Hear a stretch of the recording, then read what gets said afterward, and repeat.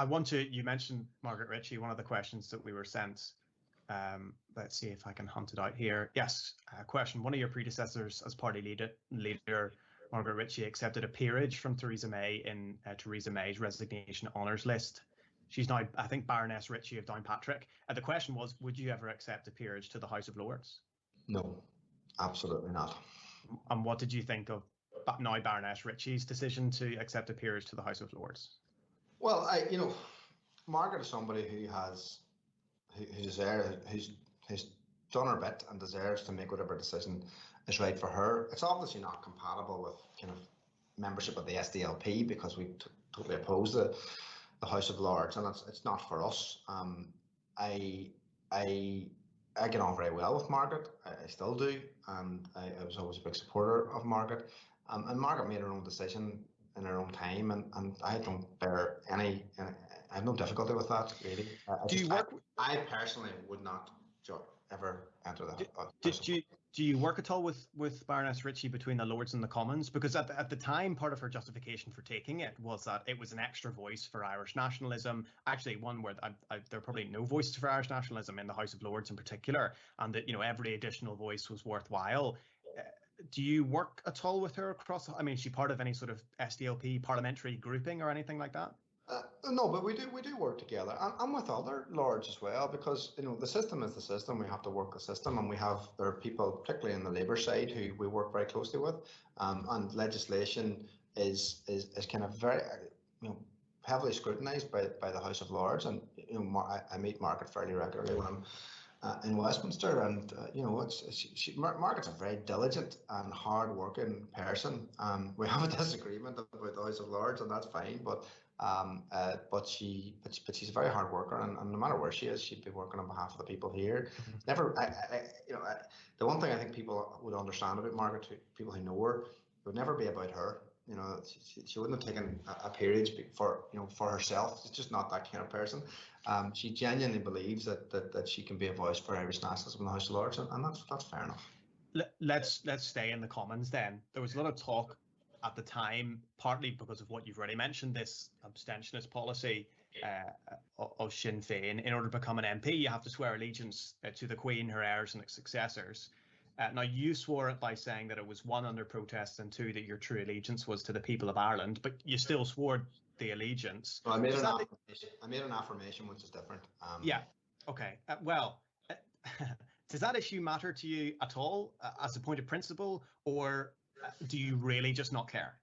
No, I do care. I mean, I really didn't want to say those words. By the way, I've bear no ill will to anybody who does have allegiance to the Queen. That's for them, and that's grand. But I don't. So it was, and that's why we affirmed, because I couldn't swear a lie. And I think if you look at how I said it, it was pretty clear. I was saying it under protest, as other people do as well, and pretty clear at the end that my true allegiance was to the people of Ireland and Derry, or people of Derry and Ireland. I can't remember what I said, but I mean, it's something. As somebody once said, it's an empty formula, and it has to be said in order to represent the people who I represent. And people of Derry knew that was an issue that we had to get over in order to represent them, and they decided they wanted representation, and I think that's the most important thing. So politics is all about principle is very important, but it's all, you can't always get hung up on a few words if it's going to stop you representing the people. And I was, to be honest, frankly, I found it very difficult to watch the DUP being the only voice from Northern Ireland in the House of Commons during those very important 2 years. And we've seen the impact that has had, and it's having today, because of Brexit and how Brexit is being done. So I found that frankly excruciating to watch, and I'm really glad now that we have three of us, actually. So you have myself and Claire and Stephen Farry in there, showing people that there is an alternative to the DUP speaking for the North. And actually a lot of people, a lot of MPs from other parties are very glad to see other people coming from Ireland. I want to return to this Brexit issue and the value of being there, I guess. I just want to indulge ever so slightly. For many politics students, I suppose, Colin, being elected to a parliament is a dream come true. Now, it wasn't parliament that you wanted to be in, perhaps, But No. is there still kind of a first day of school thrill to arriving in the Commons? Look, I never wanted to be an MP. I have to be honest about that. It was never something that was in my plan, if ever there was a plan. But it's something that arrived, and decided that it was the right moment and the right move at that particular time. It is a fascinating place. I mean, I don't see it really as my parliament. All due respect to people who do, and that's fine. But I have a job to do, and my job is to try to hold the British government to account and to represent the voices of people who haven't been represented. I think we do that quite well. But in terms of coming in the Commons, it's a big place. It's a very impressive place. It really is kind of against a lot of my core beliefs, but it is fascinating, and the standard of debate is very high. Not always, but there's a lot of very good people in the Commons, and it is an interesting place to be, and it's big and it's broad, and you do get to talk about issues that maybe. Was it better than you thought? Assembly. I think it is better than I thought. Surprisingly, do I enjoy it? I don't know if I enjoy it, but I enjoy the kind of theatre of the chamber and all of that.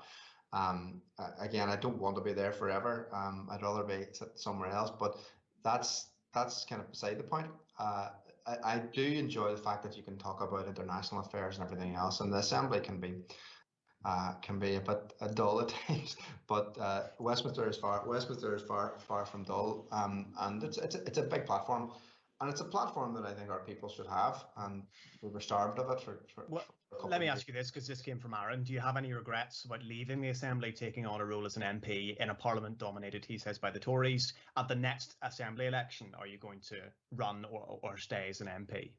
No, I'm not going to run for the next Assembly election. We have a fantastic team led by Nicola in the Assembly, and I think it's good for a political party to have people in different places with different platforms, and we see Westminster as a platform to raise the case for the people we represent, and I'll continue to do that for as long as the people there are happy to.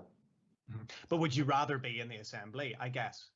Okay, for me, it's not really about that. It's kind of, you go where you need to go in that particular moment. As I say, it was never the plan. It was never the plan to go to Westminster at all. But that's where I am, and I think the people there, and people who aren't the DUP. I don't just mean Northern Nationalists. I think people who aren't in the DUP need representation in the House of Commons, and I'm happy to go and do it. And I think I do a reasonable job when I'm over there. So I'm happy with the team we have in Stormont, and I'm happy with the team we have in Westminster, and we'll continue to broaden that team. But no, I'm going to stay where I am.